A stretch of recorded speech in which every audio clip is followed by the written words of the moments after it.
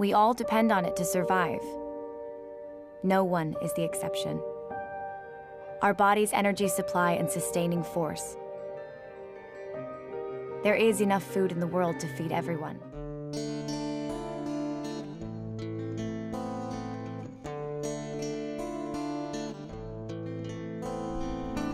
This question is one of many that brought leaders from 189 countries together in 2000 in a fight against global challenges.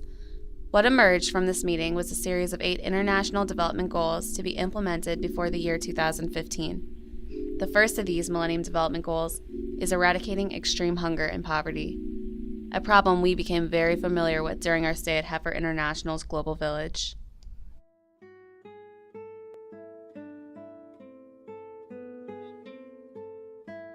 The first target is to cut in half between 1990 and 2015 the proportion of people in the world living on less than $1 a day.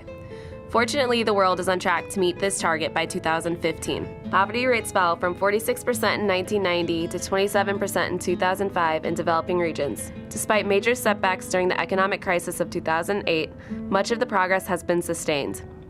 However, even if these positive trends continue, at the end of 2015, a little under 1 billion people will still live under the international poverty line set at $1.25.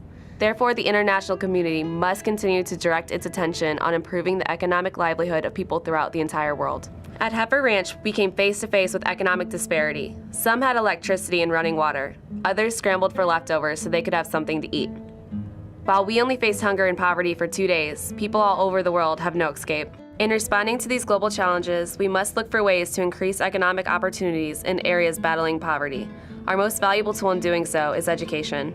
Heifer International's goal as a nonprofit organization is to not only provide communities with livestock, but also the educational training to achieve the greatest economic gain from the livestock and then pass it on for others, breaking the cycle of poverty.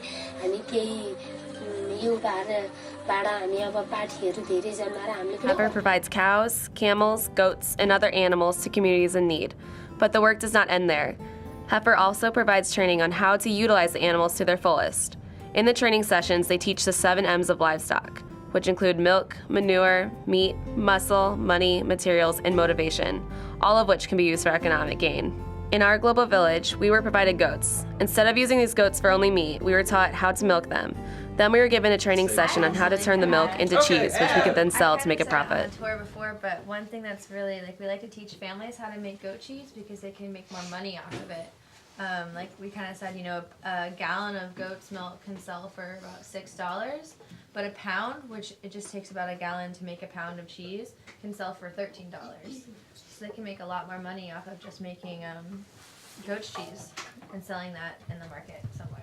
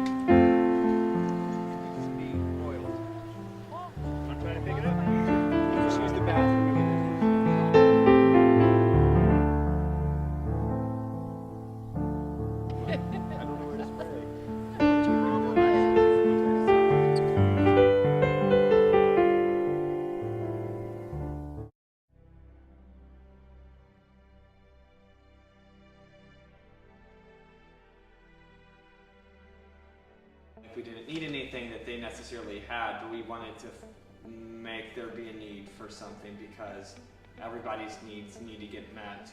And instead of just giving out aid like we've learned today, it's much better to give people tools to make themselves useful. And I think that gives people accountability, but it also gives people a sense of respect for them.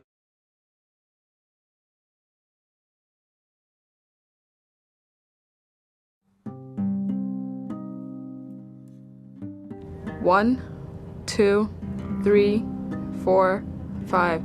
In those 5 seconds, a child just died from hunger. Every day, almost 16,000 children die from hunger-related causes. 925 million people in the world are currently hungry. We're facing the worst hunger epidemic in the last 50 years. Over a decade ago, our world leaders committed to halve world hunger by 2015. Little progress has been made to reduce the number of people who go to sleep hungry. A recent study found that there's a 5% chance that we'll be able to attain this goal by 2015. From 1985 to 2005, U.S. development assistance to support agriculture and rural development declined from 12% of all official development assistance to 3.1%.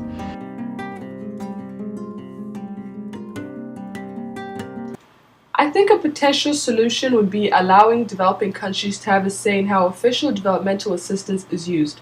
Unfortunately, the trend has been for countries with the funds to dictate how it's invested in recipient countries.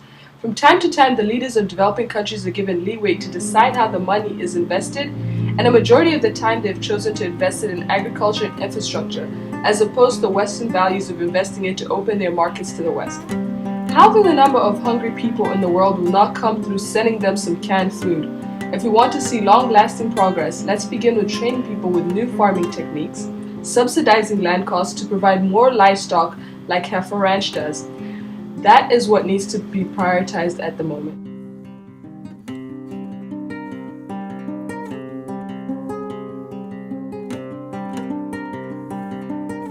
At Heifer Ranch, we learned that what may seem impossible can be achieved by simply working together. We would never have thought we could get 25 people through the jump rope in one try.